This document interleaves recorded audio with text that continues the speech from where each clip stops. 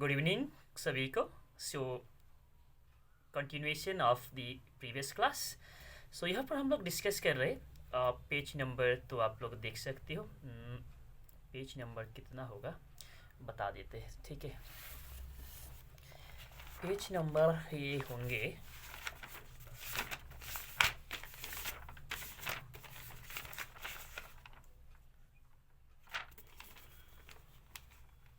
Page number भूल जाते हैं। हाँ, पेज नंबर 4 का, ठीक है। पेज नंबर 4 थर्ड पैराग्राफ, ठीक है। थर्ड पैराग्राफ जनरली होता क्या है कि क्लास 9 एंड 10 में लाइन बाय लाइन एक एक चीज़ को पढ़ना ज़रूरी है, ठीक है। एक एक चीज़ को समझना ज़रूरी है। तब बुक से क्वेश्चन कहीं से भी सेट करे तो आपको उस क्वेश्चन को डील करना इजी हो, ठीक है। तो लाइन बाय लाइन हर एक चीज़ को देखना है, हर एक पॉइंट को समझना ज़रूरी है। ज़्यादा सिलेबस है ही नहीं, आसानी से कवर हो जाएगा आपका सिलेबस, ठीक है। तो थर्ड पैराग्राफ जो है, ऐसे हम लोग कल पढ़े थे कि थर्ड स्टेट का लोग ही टैक्स पे करते थे और फर्स्ट एंड सेकेंड स्टेट का लोग जो है टैक्स पे नहीं करते थे, ठीक है। सो अब यहाँ पर फिगर 2 जो लिखा है वहाँ से देखते हैं फर्स्ट लाइन से, फर्स्ट एंड सेकेंड लाइन से। तो फ्रांस का जो सोसाइटी जो था उसमें first state, second state and third state, 3 state, मतलब सोसाइटी को 3 पार्ट में डिवाइड किया गया था। तो थर्ड स्टेट में जनरली पेजेंट्स वगैरह का पॉपुलेशन ज़्यादा था। तो यहाँ पर पॉपुलेशन कंपोजिशन का बारे में थोड़ा सा बात करूँ कि फ्रांस का पॉपुलेशन कंपोजिशन क्या था, ठीक है। तो फ्रांस का पॉपुलेशन कंपोजिशन में पेजेंट्स जो होता है ये 90% फ्रांस का पॉपुलेशन थे पेजेंट्स, 90%, ठीक है। तो 90% फ्रांस का पॉपुलेशन थे पेजेंट्स। तो पेजेंट्स का मतलब क्या है? अक्सर लोग जनरली पेजेंट्स एंड फार्मर को एक सिमिलर वर्ड का तरह भी यूज़ करते हैं, किंतु करना नहीं है। पेजेंट्स अलग चीज़ है, फार्मर्स अलग चीज़ है। तो अलग कैसे है? तो आप सुनिए कि पेजेंट्स जो होता है जनरली उन लोगों को कहते हैं जिन लोगों के पास ज़मीन नहीं है, तो दूसरे का ज़मीन रेंट में लेते हैं, लीज में लेते हैं और खेती करते हैं, वो लोग है पेजेंट्स, ठीक है। और फार्मर्स जो होता है वो लोग होता है जिनका अपना ज़मीन होता है। दैट मीन्स फार्मर्स का अपना ज़मीन होता है। तो उस समय तो जैसे मैंने कल ही बता दिए थे कि अपना ज़मीन दैट मीन्स इंडिविजुअल प्रॉपर्टी तो लोगों के पास नहीं होता था, वो तो राजा का पास, टोटल प्रॉपर्टी राजा का पास था, ठीक है। वही मालिक होते थे। तो इसीलिए वहाँ पर लोगों का पास तो अपना प्रॉपर्टी नहीं रहता था, लैंड नहीं रहता था, तो पेजेंट्स ज़्यादा होते थे, ठीक है। तो प्रेजेंट डे में बात करेंगे तो प्रेजेंट डे में ये पेजेंट्स वर्ड बहुत कम यूज़ करते हैं, ठीक है। क्योंकि ज़्यादातर फार्मर से तो उनका दैट मीन्स लगभग जो खेती करने वाले लोग उनका अपना ज़मीन है। कुछ ही लोग होगा कि दूसरे का ज़मीन को लीज में लेकर के, रेंट में लेकर के खेती करते, तो वो लोग पेजेंट्स हुआ। तो पेजेंट्स बहुत कम है, फार्मर्स ज़्यादा है, ठीक है। जिनका पास छोटा भी ज़मीन हो किंतु ज़मीन अपना है खेती करने के लिए, तो वो फार्मर्स है, ओके। तो फ्रांस का सोसाइटी में उस समय 90% फ्रांस का पॉपुलेशन जो था वो थे पेजेंट्स, ठीक है। दैट मीन्स जिनका पास अपना ज़मीन नहीं था, किंतु करते क्या थे? खेती ही करते थे। कैसे? लैंड लॉट से, ठीक है। दैट मीन्स फ्यूडल लॉट से ज़मीन लीज में लेकर के, रेंट में लेकर के ये लोग खेती करते थे और उसका टैक्स दैट मीन्स रेंट ये लोग पे करते थे। ऐसे लोग थे, ओके।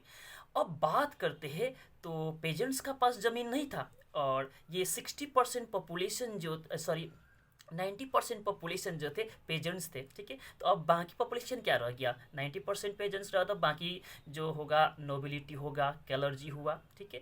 और जो पेजेंट्स नहीं होंगे थर्ड स्टेट का, तो वो लोग होंगे। थर्ड स्टेट में भी कुछ रिच लोग भी है, ठीक है।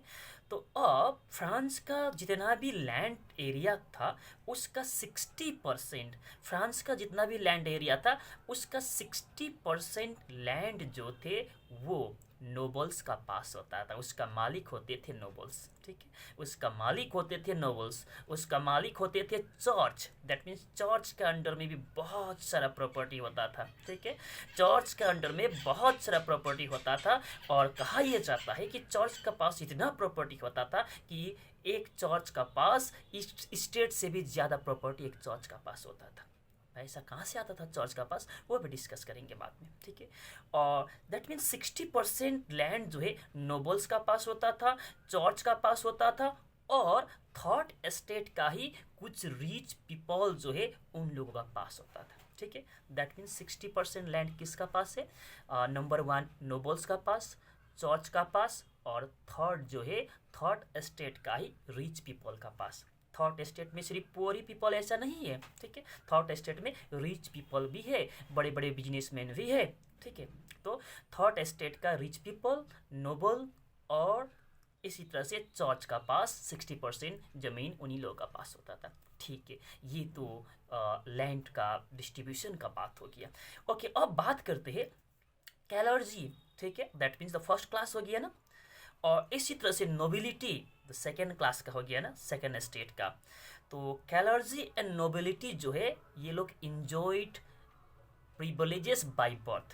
That means clergy and nobility enjoyed privileges by birth. कहने का मतलब एक clergy and nobility का जो लोग जो थे, ये लोगों को privileges का मतलब होता है स्पेशल राइट, विशेष अधिकार। विशेष अधिकार इन लोगों को था बाय बर्थ, जन्म से, जन्म सिद्ध अधिकार इन लोगों को कुछ मिला था। किसको? कैलर्जी एंड नोबिलिटी को। That means first state and second state का लोगों को बाय बर्थ कुछ ऐसा अधिकार मिला था। That means privileges means special ऐसा राइट मिला था, विशेष अधिकार इन लोगों को मिला था। ठीक है, वो बाय बर्थ इन लोगों को मिलता था। ठीक है, जन्मसिद्ध अधिकार था। वो क्या था? तो नंबर 1 चीज वही था कि इन लोगों को टैक्स पे करना नहीं होता था। ये लोग टैक्स नहीं पे करते थे। That means first state and second state को जो बाय बर्थ स्पेशल प्रिविलेज जो मिला है वो है number 1, they shouldn't pay tax. Tax नहीं पे करना है, ये जन्मसिद्ध अधिकार है उसका, टैक्स पे नहीं करेंगे वो लोग। ठीक है, नंबर 1।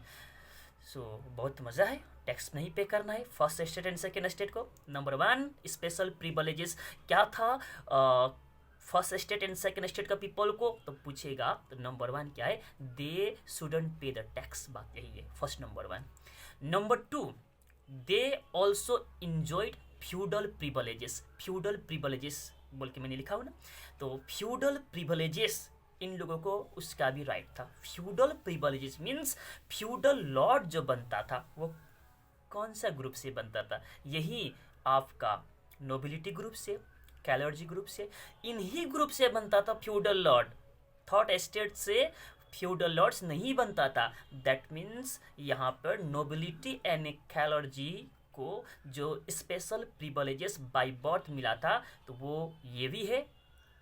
वो कौन सा है? वो है कि आपका feudal privileges. Feudal privileges means they could become feudal lords. ये लोग ही फ्यूडल लॉर्ड्स भी बन सकते थे। इन्हीं लोगों में से फ्यूडल लॉर्ड्स भी बनाया जाता था। तो सेकेंड हो गया इसका special privileges.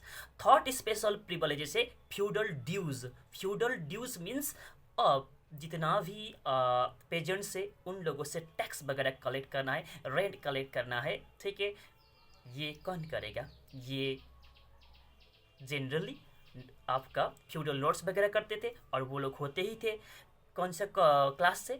कैलर्जी and nobility group से। ठीक है, तो ये फ्यूडल ड्यूज का भी राइट इन लोगों का पास था। वहाँ से भी इन लोगों को टैक्स वगैरह कलेक्ट करके, रेंट कलेक्ट करके कुछ हिस्सा इन लोगों को मिलता था।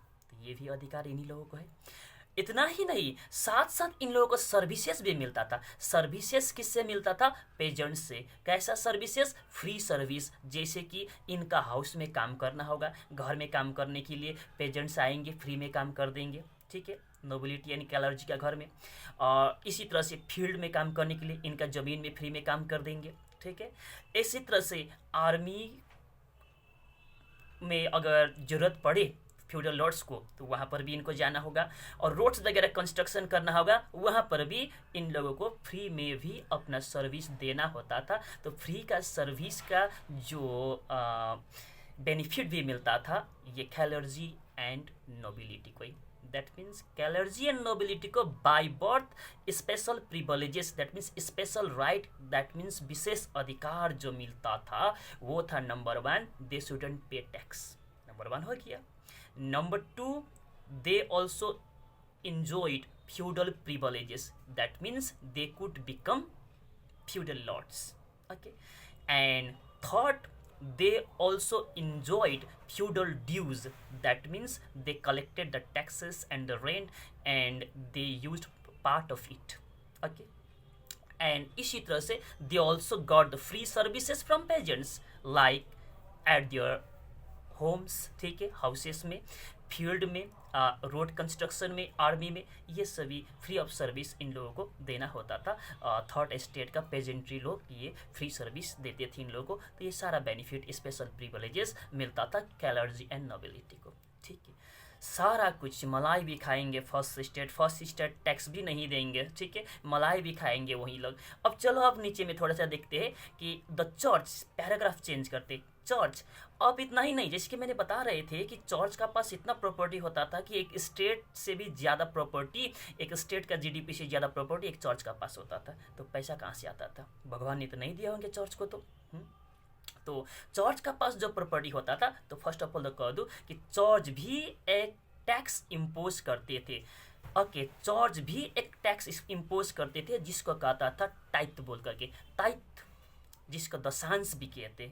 कहने का मतलब अभी भी क्रिश्चियनिटी में जनरली टू ग्रुप से, ऐसे तो और भी बहुत सारा विंग्स अभी आ चुका है, ठीक है, तो मेनली टू ग्रुप से, एक प्रोटेस्टेंट, एक आरसी कहते, रोमन कैथलिक कहते, ठीक है, जिसको आरसी शॉर्ट फॉर्म में, रोमन कैथलिक उसको फुल में, ठीक है, तो आरसी एंड प्रोटेस्टियन। तो प्रोटेस्टियन ग्रुप में से हम भी बहुत बार चर्च में गए, तो वहाँ पर हम कितना पास्टर को कहते हुए सुने कि वहाँ वो लोग डायरेक्टली डिमांड करते दशांश का। दशांश क्या होता है? That means 1/10 part of your total income. That means आप जितना इनकम करते हो, ठीक है, आप जितना इनकम करते हो उसका 1/10 पार्ट चर्च को देना होगा। ओपनली डिमांड करते, बहुत सारे प्रोटेस्टेंट चर्च है, बड़े बड़े चर्च है, ओपनली डिमांड करते, ठीक है, बाइबल यही कहते हैं वो लोग, दशांश का डिमांड करते, जितना कमाई करते हैं उसका 1/10 पार्ट। तो समझो कोई एक अगर 1 लाख इनकम करता है तो वो कितना जमा करेंगे चर्च को? आप लोग लिख लेना कमेंट में, ठीक है, कितना जमा करेंगे चर्च को, वो करना होता था उस समय। तो चर्च स्पेशल टाइप का टैक्स लगाते थे, चर्च का टैक्स को कहता था टाइथ बोल करके, जिसको दशांश कहते, 10 अंश, ठीक है, आपका कमाई का 1/10 पार्ट, ठीक है। तो ये सिस्टम था, चर्च टैक्स इम्पोज करते थे। अब ये टैक्स कौन देगा? ये भी थर्ड स्टेट का ही लोग, बाकी नहीं, थर्ड स्टेट का ही लोग टैक्स देंगे, ये भी टाइथ भी, ठीक है, और कोई नहीं, सिर्फ थर्ड स्टेट का लोग। और इसी तरह से अब स्टेट भी तो डायरेक्ट टैक्स लगाते थे, स्टेट मतलब गवर्नमेंट भी डायरेक्ट टैक्स लगाते थे, तो डायरेक्ट टैक्स को कहते हैं टैली, TALLI, टैली। तो स्टेट जो डायरेक्ट टैक्स इम्पोज करते थे उसको कहते थे टैली, ठीक है। अब ये डायरेक्ट टैक्स कौन पे करते थे? वो भी थर्ड स्टेट का लोग, फर्स्ट एंड सेकेंड को तो नहीं पे करना है, ठीक है। और इसी तरह से डायरेक्ट टैक्स ही नहीं, इनडायरेक्ट टैक्स भी इम्पोज करते थे स्टेट, जैसे कि इनडायरेक्ट टैक्स ये लोग इम्पोज करते थे सॉल्ट पर, टोबैको पर, ठीक है, और भी चीज़ों पर। जैसे कि इनडायरेक्ट टैक्स जो है आप लोग भी पे करते हो, अगर आप एक सेंट्रो फ्रेश 1 रुपीज़ का सेंट्रो फ्रेश भी अगर आप खाते हो, ठीक है, तो ऐसे तो आप वहाँ पर टैक्स पे नहीं कर रहे हो, किंतु पे तो कर रहे, जो सेंट्रो फ्रेश बना रहे वो कंपनी ने ऑलरेडी पे किए हैं, और जो उसका अगर बाहर का कवर में देखोगे तो वहाँ पर भी लिखा होगा इतना इतना % का टैक्स बोल के कुछ लिखा होगा, तो इनडायरेक्टली आप वहाँ पर भी टैक्स पे कर रहे हो। तो इनडायरेक्ट टैक्स तो आप पे कर ही रहे हो, आप कोई भी चीज़ खरीदते हो इनडायरेक्ट टैक्स आप पे करते ही हो। इसी तरह से डायरेक्ट टैक्स भी पे करते ही हो, जैसे कि इनकम का जो स्लैब बना हुआ है, जितना इनकम बढ़ेगा उस अकॉर्डिंग टैक्स पे करना है, ठीक है, तो वो डायरेक्ट टैक्स भी है। तो इसी तरह से वहाँ पर भी डायरेक्ट टैक्स, इनडायरेक्ट टैक्स था फ्रांस में, तो डायरेक्ट टैक्स जिसको टैली कहते थे और वो भी पे करते थे थर्ड स्टेट का ही लोग, और इनडायरेक्ट टैक्स था जैसे कि सॉल्ट पर था, टोबैको पर था, और भी प्रोडक्ट्स पर थे, ये भी पे करते थे सिर्फ थर्ड स्टेट का लोग, ठीक है। तो सारा टैक्स भी पे करना है थर्ड स्टेट का लोग, ठीक है, और फर्स्ट स्टेट का लोगों को कोई, first state and second state का लोगों को कोई टैक्स पे नहीं करना है, ठीक है। Secondly first state and second state का लोगों को स्पेशल प्रिविलेजेस बाय बर्थ है, और थर्ड स्टेट का लोगों को कुछ भी ऐसा अधिकार नहीं है। तो बहुत अच्छा है, सिचुएशन बन रहा है, कहने का मतलब सिचुएशन बन रहा है, ठीक है। अत्याचार भी करोगे तो कुछ लिमिट तक ना, तो ये सिचुएशन बन रहा है, अभी रिवॉल्यूशन हुआ ही नहीं है, तो यही सिचुएशन तो बाद में जाकर के रिवॉल्यूशन की तरफ लेके चलते हैं। तो और हम लोग पढ़ते चलेंगे क्या क्या और भी कॉजेस आता है जो रिवॉल्यूशन होता है, ठीक है। ठीक है, तो आज के लिए इतना ही, फिर कल हम लोग रिमेनिंग पार्ट इस तरह से पढ़ते चलेंगे। तो okay, bye bye, take care, thank you.